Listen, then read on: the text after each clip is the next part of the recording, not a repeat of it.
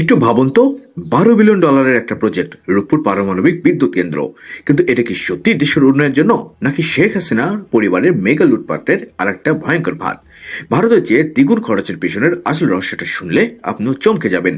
বিষয়টা একটু ক্লিয়ার করি। একই রুশ কোম্পানি রোসাটম ভারতে যে বিদ্যুৎ কেন্দ্র বানাচ্ছে, আমাদের রূপপুর তার খরচ দেখানো হয়েছে প্রায় 75% বেশি। কিন্তু কেন এই আকাশ সবাই?